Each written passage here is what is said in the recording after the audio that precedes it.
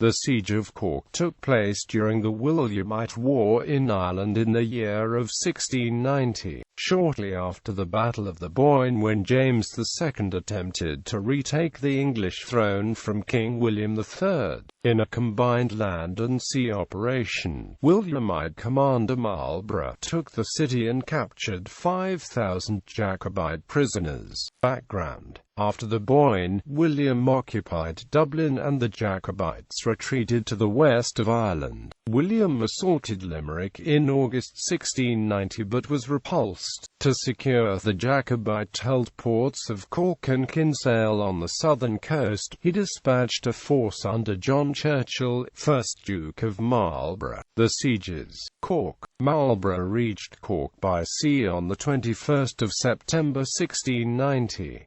His English forces were 5,000 strong, and he also had at his disposal a fleet which blockaded the port of Cork. He landed his troops at Passage West on the 24th of September and set up his base at Red Abbey, to the south of the walled city. Approaching from the northern, landward side were 4,000 Danish troops under the Duke of Württemberg. The Williamites took the forts which commanded the hills around Cork and commenced a bombardment of the city from the heights. When a breach was opened in the city walls, the town's garrison opened surrender negotiations, asking to be allowed to leave Cork and join the main Jacobite army at Limerick. Marlborough refused the request, although Württemberg was in favour of granting the terms. A few days later, the Williamites mounted a joint English-Danish assault of the breach from the south. When the Williamites reached the walls, the governor of Cork,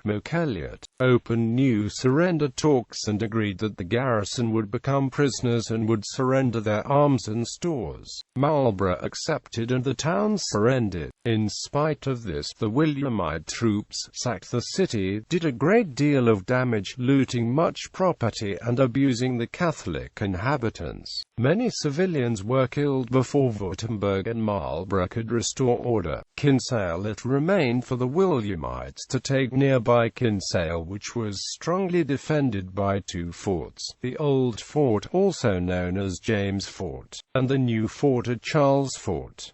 Marlborough assaulted these fortifications but was unable to take them by storm. The Old Fort, defended by the governor, Colonel Cornelius O'Driscoll, fell after an assault was made possible by an accidental explosion in its gunpowder magazine, which killed 40. After some 200 were slain in the following assault, including Colonel O'Driscoll, the rest surrendered, receiving quarter. Charles Fort is, however, held out for 10 days and surrendered only after receiving guarantees that its 1,200-strong garrison could march away to Limerick. It was defended by the elderly and experienced Governor Sir Edward Scott and his Deputy Governor Colonel Daniel O'Donovan.